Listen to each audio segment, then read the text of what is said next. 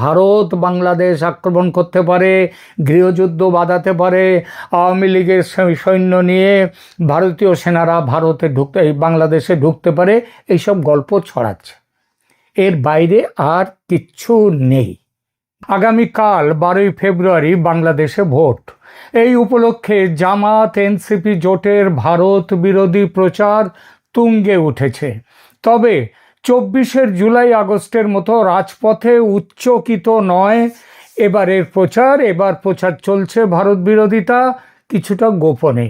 প্রচার চালানো হচ্ছে ভারত নাকি বাংলাদেশ আক্রমণের জন্য তৈরি, সীমান্তে যুদ্ধ প্রস্তুতি শেষ করেছে ভারত, নির্বাচনে সহিংসতা হলে এবং জামাত জোটের জেতার পরিস্থিতি এলে ভারত নাকি হামলা করবে। এই থিওরি পাকা করার উদ্দেশ্যে প্রচার চলছে নির্বাচনে বাংলাদেশ নিরাপত্তা বাহিনীগুলো, বিশেষ করে সেনাবাহিনীর মধ্যে সাজো সাজো রব যে উঠেছে, তার কারণ এটাই যে ভারত আক্রমণ করবে, সীমান্ত পেরিয়ে বাংলাদেশে ঢুকে বুথ দখল করবে, ভণ্ডুল করবে ভোট। তাই শুধু ভোট কেন্দ্রে সেনা রাখা হয়েছে ভোট কেন্দ্রের ভেতরে তাই নয়, বুথের ভেতরেও সেনা এবং সীমান্তে পর্যন্ত সেনাবাহিনী মোতায়েন করেছে বাংলাদেশ। কড়া নিরাপত্তা ব্যবস্থা নেওয়া হয়েছে। সোশ্যাল মিডিয়ার খবরে বলছে সীমান্তেও বিজিবি ছাড়া সেনা মোতায়েন হয়েছে।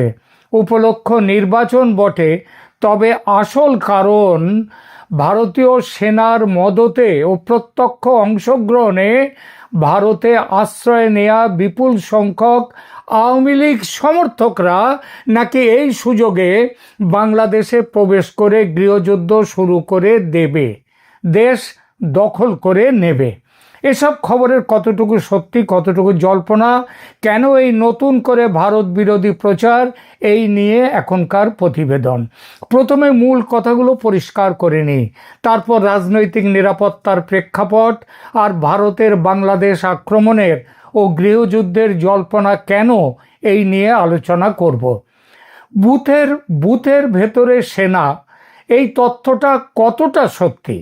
এ পর্যন্ত যে সরকারি ও বিশ্বস্ত তথ্য পেয়েছি তার ভিত্তিতে বলতে পারি 12ই ফেব্রুয়ারি জাতীয় সংসদ নির্বাচন ও গণভোটকে কেন্দ্র করে প্রায় 8 থেকে 10 লাখ আইন শৃঙ্খলা রক্ষাকারী বাহিনী মোতায়েন হচ্ছে। পুলিশ, আনসার, ভিডিপি মানে village defence party, BGB, RAB, coastguard, সশস্ত্র পুলিশ ব্যাটালিয়ন এবং প্রায় 1 লক্ষ সেনা সদস্য মোতায়েন তারা। এবং এর মধ্যে আবার বাংলাদেশ নেভিও বলেছে তারা নাকি কতগুলো নৌজাহাজ সেই সবগুলো কাজে লাগাচ্ছে। জানি না সেসব কাজগুলো কিভাবে হচ্ছে, কেন হবে, তবে কারণগুলো কি হতে পারে সেইটা বলি।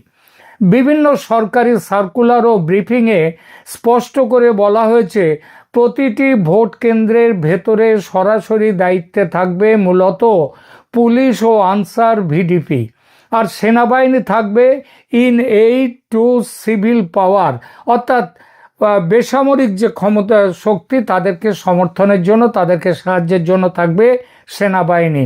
মোবাইল বা স্ট্রাইকিং ফোর্স হিসেবে তারা থাকবে, অর্থাৎ এলাকায় টহল দেবে, ক্যাম্প করবে, দ্রুত হস্তক্ষেপের জন্য প্রস্তুতি থাকবে, কিন্তু বুথ পরিচালনার দায়িত্বে সেনা থাকবে না।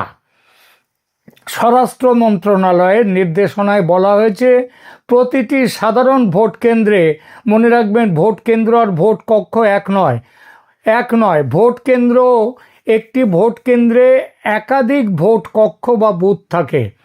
প্রত্যেকটা ভোট কেন্দ্রে 2 জন সশস্ত্র পুলিশ এবং 3 জন আনসার, তার মধ্যে 1 জন সশস্ত্র সেকশন কমান্ডার থাকবেন।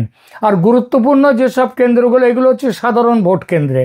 আর গুরুত্বপূর্ণ যেসব ভোট কেন্দ্রে যেগুলোতে আছে, যেগুলো কিছুটা বা যারা একটু মানে কি বলবো, গুরুত্বপূর্ণ এই অর্থে যে সেখানে গণ্ডগোলের সম্ভাবনা আছে, সেসব জায়গায় 3-4 জন সশস্ত্র পুলিশ থাকবে, 3 জন আনসার থাকবে, এবং এছাড়াও প্রতিটি কেন্দ্রে অতিরিক্ত 10 জন লাঠিধারী আনসারও থাকবে, যার 6 জন পুরুষ, 4 জন নারী। অর্থাৎ ভোট কেন্দ্রের ভেতরে নিয়োজিত বাহিনীর কম্পোজিশন স্পষ্টভাবে পুলিশ, আনসার এদের, সেনাবাহিনীর নয়। অন্যদিকে সেনাবাহিনীকে প্রায় 1 লক্ষ সদস্য সহ সারা দেশে 544টি ক্যাম্প থেকে টহল ও স্ট্রাইকিং ফোর্স হিসেবে মোতায়েন করা হচ্ছে। তাদের টহল পোলিং সেন্টার পেরিফেরি পর্যন্ত যাবে, তাদের চারপাশ পর্যন্ত যাবে, সীমানা পর্যন্ত যাবে, কিন্তু অর্থাৎ কেন্দ্রের আশপাশ, রাস্তাঘাট, সংযোগ এলাকায়, এইসব এলাকায় থাকবে সেনাবাহিনী।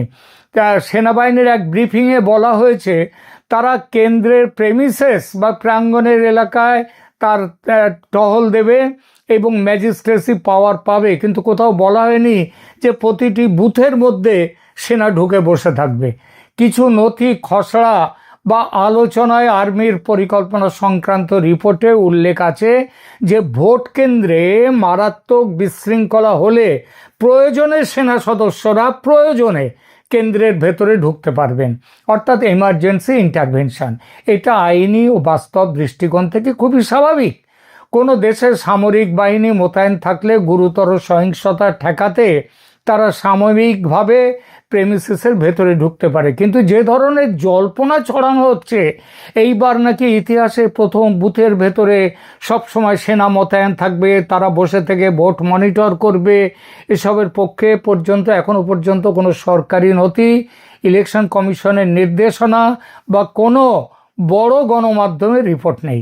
একমাত্র একটি বক্তব্য অবশ্য ইলেকশন কমিশনার বলেছেন কেন্দ্রের ভেতরে ও বাইরে কঠোর নিরাপত্তা নিশ্চিত করতে হবে, আর্মি, পেট্রোল ও যৌথ বাহিনীর অপারেশন জোরদার হবে। কিন্তু এখানেও খেয়াল করুন, ভেতরে বাইরে নিরাপত্তা এই কথাটা নীতিগতভাবে সাধারণ অর্থে বলা হয়েছে, ফলে যতটা তথ্য পাওয়া যাচ্ছে তাতে বলা যায় প্রতিটা বুথে নিয়মিতভাবে সেনা বসে থাকবে। এটা ঠিক নয়। এবার দেখা যাক এত কড়া নিরাপত্তা কেন। এইবারে সিকিউরিটি অ্যারেঞ্জমেন্ট অনন্য রেকর্ড, এটা সরকার তাদের ভাষাতে বলেছে। এর পেছনে কয়েকটা বড় প্রেক্ষাপট আছে।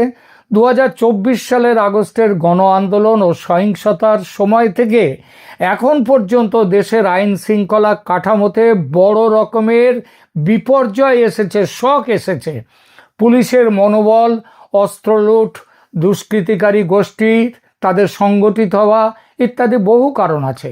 সরকারি ব্রিফিংয়ে বলা হয়েছে, সরকার নিজে স্বীকার করেছে 2024 সালের ওই সময়ে লুট হওয়া প্রায় 1350 আগ্নেয়াস্ত্র এখনো উদ্ধার হয়নি। এছাড়া পাকিস্তান থেকেও জাহাজে প্রচুর অস্ত্র এসেছে এবং সেসব অস্ত্র সন্ত্রাসীদের হাতে গিয়েছে বলে বিভিন্ন সূত্রে খবর। এগুলো নির্বাচনকে ঘিরে ব্যবহার হওয়ার ঝুঁকি আছে, এটা নিরাপত্তা বাহিনী আশঙ্কা করছে। সব মিলিয়ে সহিংসতার এই ঝুঁকি নিয়ে ইলেকশন কমিশন ও সেনা দুপক্ষই অতিরিক্ত সতর্ক।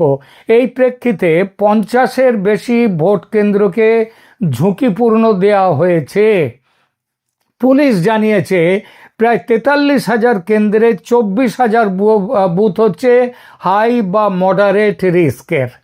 এর প্রতিক্রিয়ায় 90% কেন্দ্রেই সিসিটিভি বসেছে, অনেক জায়গায় পুলিশকে বডি ক্যামেরা দেওয়া হয়েছে, স্ট্রাইকিং টিম, মোবাইল টিম এসব রাখা হচ্ছে। সব মিলিয়ে ভোট কেন্দ্রকে একেবারে যেন সামরিকীকরণ করার একটা, মানে যেন মিলিটারি আর্মির দখলে নেওয়ার মতো যেন একটা শক্ত প্রবণতা আছে, কিন্তু এর ভেতরের ম্যানেজমেন্ট এখনও ফর্মালি বেসামরিক বাহিনীর হাতে।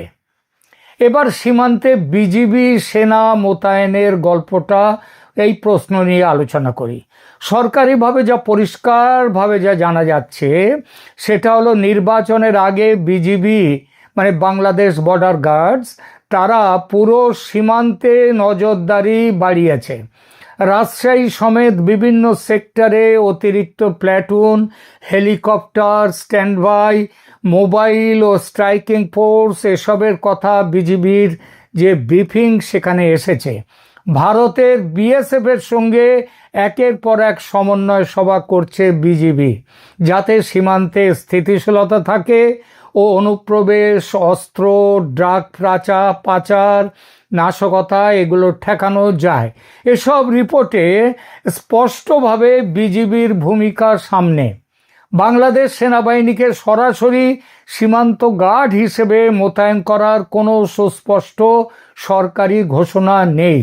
সেনাবাহিনী যেহেতু সারা দেশে মোতায়েন, তাদের ক্যাম্প ও টহলের অংশ কোনো কোনো জায়গায় সীমান্ত অরবিটের ভেতরে, তাদের এলাকার ভেতরেও পড়তে পারে এবং আছে, কিন্তু তার নির্বাচন উপলক্ষে সীমান্তে সেনা মোতায়েন নয়। আজকে সকালে এমন একটা কথা পেলাম, যেন একটা ইউটিউবেই পেলাম কথাটা, খুব নামি ইউটিউব, সেখানে আমাদের ভারতের একজন বিশেষজ্ঞকে ডেকে নিয়ে যাওয়া হয়েছে সেখানে মতামত দেওয়ার জন্য। তাকে ওই প্রশ্নটা করা হলো যে সীমান্তে সেনা মোতায়েন এত বিপুলভাবে করা হচ্ছে কিনা। সেখানেই জানতে পেরেছিলাম যে বুথে বুথে সেনা মোতায়েনের কথা। আসলে এসব ছড়ানো হচ্ছে ভারত বিরোধী জিগির একটা নতুন চেহারায় তুলে ধরার জন্য। চেহারাটা হলো নির্বাচনের সুযোগ নিয়ে ভারত বাংলাদেশে সামরিক অভিযান করতে পারে, তাই সীমান্তে সেনা মোতায়েন করেছে বাংলাদেশ। অদ্ভুত থিওরি। ভারতীয় সেনার মদতে আওয়ামী লীগ সমর্থকরা বাংলাদেশ আক্রমণ করতে পারে, গৃহযুদ্ধ বাঁধতে পারে। এই কথাগুলো কতটা বাস্তবসম্মত? এখানে তিনটে স্তর আলাদা করতে হবে। একটা বাস্তব রাজনৈতিক প্রেক্ষাপট, একটা সীমান্ত নিরাপত্তার যৌক্তিক আশঙ্কা, আর তৃতীয়ত ভারতীয় সেনা এবং আওয়ামী লীগের ক্যাডার মিলে গৃহযুদ্ধ বাঁধাবার ষড়যন্ত্র। এই যে তত্ত্বটা, সেইটা, এই তিনটে ভাগে কথা বলবো। আওয়ামী লীগকে 2026 সালের এই নির্বাচনে প্রতিদ্বন্দ্বিতার বাইরে রাখা হয়েছে। এটাকে আওয়ামী লীগ ও অনেক মানবাধিকার গোষ্ঠী ড্রাকোনিয়ান ব্যান বলে উল্লেখ করেছে, মানবাধিকারের বিপুল উল্লঙ্ঘন। ভারতের তীব্র বিরোধিতা করছে অনেক আগে থেকেই। হাসিনা পরবর্তী ইউনূস সরকার ভারতের প্রতি আদৌ সৌহার্দ্যপূর্ণ নয়, এটা একেবারে অত্যন্ত সত্যি। কিন্তু তাই বলে বাংলাদেশকে কঠিন শিক্ষা দেওয়ার হলে আগেই সেটা দিতে পারত ভারত, নির্বাচনের অপেক্ষায় বসে থাকতো না। আর ভারতে আশ্রিত আওয়ামী সমর্থকদের নিয়ে 71-এর মতো মুক্তিবাহিনী তৈরি করে বাংলাদেশে সামরিক অভিযানের যে চক্রান্তের গল্প ছড়ানো হচ্ছে, সে সম্পর্কে বলতে গেলে প্রথমেই বলতে হয় 71 আর 26-এর প্রেক্ষিতে বিস্তর ফারাক। এটা ঠিক যে সেবারের মতো বিপুল সংখ্যক আওয়ামী সমর্থক ও সংখ্যালঘু হিন্দু সম্প্রদায়ের মানুষ সহ অনেকেই নিরাপত্তাজনিত কারণে ভারতে চলে এসেছে গত 1.5 বছরে, এবং তারা আসতে চাইছে আরও অনেকেই। এই প্রবাহ ভবিষ্যতে আরও বাড়তে পারে বলে সতর্কতা আছে। ভারতীয় নিরাপত্তা বিশ্লেষকদের একাংশের মূল ভয় বরং বিপরীত দিক থেকে, মানে ভারত বাংলাদেশে ঢুকবে না, যদি বাংলাদেশ থেকে নির্বাচনে পরে বাংলাদেশে অস্থিরতা বাড়ে নির্বাচনে, তাহলে জামাত ও ইসলামী মৌলবাদী গোষ্ঠী যদি ক্ষমতায় শক্ত অবস্থান পায়, তাহলে বিপুল সংখ্যক হিন্দু সংখ্যালঘু, আওয়ামী সমর্থক এবং পাহাড়ি জনজাতি গোষ্ঠী ভারতীয় ভূখণ্ডে পালিয়ে আসতে পারে। এমনকি বিএনপির লোকজনও কিছু কিছু ভারতে চলে আসতে যে পারে, সে সম্ভাবনা উড়িয়ে দেওয়া যায় না। আবার উল্টো আরও একটা কথা আছে, কোনো থার্ড ফ্রন্ট বা জিহাদি নেটওয়ার্ক বাংলাদেশের মাটিকে ব্যবহার করে ভারতের উত্তর পূর্বে তৎপরতা চালাতে পারে। এমন আশঙ্কায় ভারত নিজের সীমান্ত সুরক্ষায় সেনা ও বিএসএফের উপস্থিতি বাড়াচ্ছে। এটা কি আদৌ অসম্ভব মনে হলো? এটাই তো একান্ত স্বাভাবিক প্রতিক্রিয়া বাংলাদেশে যা চলছে তার বিরুদ্ধে। বাংলাদেশের পক্ষ থেকে বিজিবি সীমান্ত টহল বাড়িয়েছে, helicopter, quick response force, drone, K9 ইত্যাদির কথা বলছে। তারা বলছে অবৈধ অনুপ্রবেশ, অস্ত্র, ড্রাগ পাচার, নাশকতা রোধই মূল টার্গেট। এ সব কিছুর ভেতরে কোথাও বিশ্বাসযোগ্য জায়গা থেকে এই কথা বলা হচ্ছে না যে ভারতীয় সেনা সরকারি পলিসি হিসেবে আওয়ামী লীগ সমর্থকদের সংগঠিত করে বাংলাদেশে ঢুকিয়ে গৃহযুদ্ধ বাঁধাবে কিংবা বাংলাদেশ দখল করে নেবে। এটা কোনো জায়গাতেই কোনো জায়গা থেকে, বিশ্বাসযোগ্য জায়গা থেকে এই কথা কিন্তু বলা হচ্ছে না। এটা যে শুধু কষ্ট কল্পনা তাই নয়, ডাহা মিথ্যা। তাহলে এই গুজব তৈরি কেন? কিছু বাস্তব উপাদান আছে যেগুলোকে মিক্স করে, মিলিয়ে মিশিয়ে ষড়যন্ত্র তত্ত্ব বানানো খুব সহজ। একটু আগে বললাম 71-এর কথা। 1971-এ ভারত আনুষ্ঠানিকভাবে মুক্তিবাহিনীকে প্রশিক্ষণ ও অস্ত্র দিয়ে পাকিস্তানের বিরুদ্ধে গেরিলা যুদ্ধ চালিয়েছিল। বাংলাদেশি জাতীয় স্মৃতিতে সেটার একটা শক্ত উপস্থিতি আছে। এখন হাসিনা নির্বাসিত, আওয়ামী লীগ নিষিদ্ধ এবং ভারতের সঙ্গে সম্পর্কের টানাপোড়েন, যারা আওয়ামী লীগের সমর্থক তাদের একটা অংশ চাইতেই পারে ভারত আবার 71-এর মতো সাহায্য করুক, তারা চাইছেও। বিপরীত পোলের রাজনৈতিক শক্তিগুলোর পক্ষে এই ভয় বাজারজাত করা, মানে ওই জামাত এবং ওদের পক্ষের যারা আছে, এই ভয়টাকে বাজারজাত করা কৌশলগতভাবে খুব লাভজনক। দেখো, ভারতীয় সেনা নাকি ঢুকিয়ে দেবে বাংলাদেশে, গৃহযুদ্ধ লাগবে, তাই কঠোর ব্যবস্থা নিতেই হবে, তাই এই কড়া নিরাপত্তা, তাই সেনা সর্বত্র লাগিয়ে দেওয়া হয়েছে, এমন ন্যারেটিভ দিয়ে ভেতরের কঠোর মনিটরিংকে জাস্টিফাই করা যায়, আর সেই সঙ্গে ভোটের পাওয়ার প্রচারটাও করা যায়। আর সেটাই করছে জামাত, এনসিপি ও তার সঙ্গে থাকা দলগুলো। উদ্দেশ্য ভারত বিরোধী মানসিকতা উস্কে দিয়ে ভোটের বাজারে ফায়দা তোলা, যাতে বিএনপির সাম্প্রতিক যে ভারতের কাছাকাছি হওয়াটাকে নিজেদের স্বার্থে তারা লাগাতে পারে। একই সঙ্গে ভারত বিরোধী বাংলাদেশি অস্ত্রে শান দিয়ে ভোটের ফায়দা যাতে লোটা যায়, তার জন্যেই ভারত বাংলাদেশ আক্রমণ করতে পারে, গৃহযুদ্ধ বাঁধাতে পারে, আওয়ামী লীগের সৈন্য নিয়ে ভারতীয় সেনারা বাংলাদেশে ঢুকতে পারে, এইসব গল্প ছড়াচ্ছে। এর বাইরে আর কিচ্ছু নেই।